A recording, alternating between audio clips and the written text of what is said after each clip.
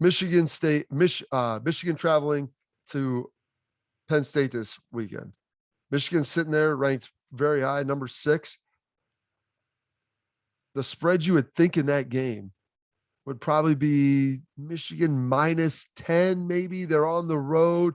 Penn State has 3 losses, but unranked. And one of their losses is to Auburn, who were sitting there seeing who, is doing pretty well this year, even though they just lost to A&M. But, it's an even spread, a pick 'em game, essentially, right there. Maybe -1. It's been moving around a little bit. We'll see what it ultimately gets to when it comes down to kickoff time. But Michigan traveling to Penn State, big game. Michigan needs to win that to try to keep pace in the East and to hopefully preserve that great matchup the Saturday after Thanksgiving against Ohio State. Huge matchup in the Big 12. OU's been teetering there. They don't really have a ton of signature wins.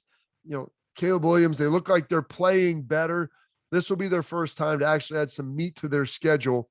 And they have Baylor, they have Iowa State, and they have Bedlam, the final 3 games. They'll have a chance to significantly bolster it. They win those 3, they're definitely jumping into the top 4. And even if they win 2 of them, depending on how they look, I'm curious to see how much they move in that situation. But going to Baylor, 5.5-point favorites, 6-point favorites are Oklahoma.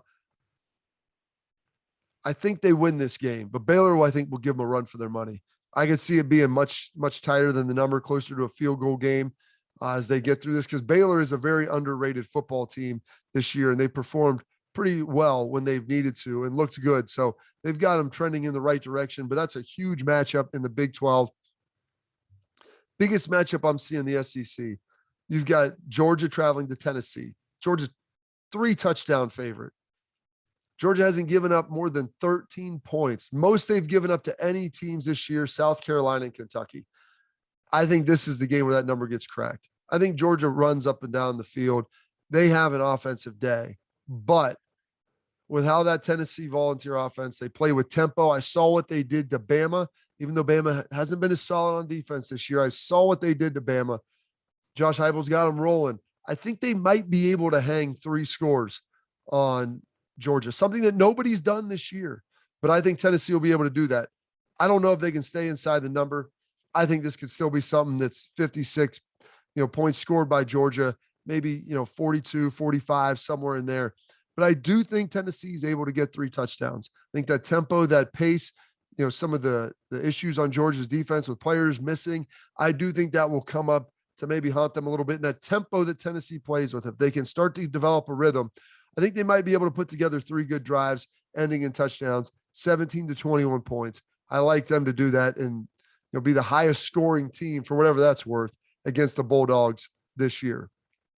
Final game, Purdue, the Giant Killers ranked 19th, jumping back into the polls against Ohio State. Ohio State favored by 20. That's a big number for a team that can score a lot of points with Purdue. Ohio State has a secondary that can take it away, but they're going to have to go improve it. They're going to have to play much better than they did against Nebraska in the secondary. They'll have to get pressure up front, which I think they can.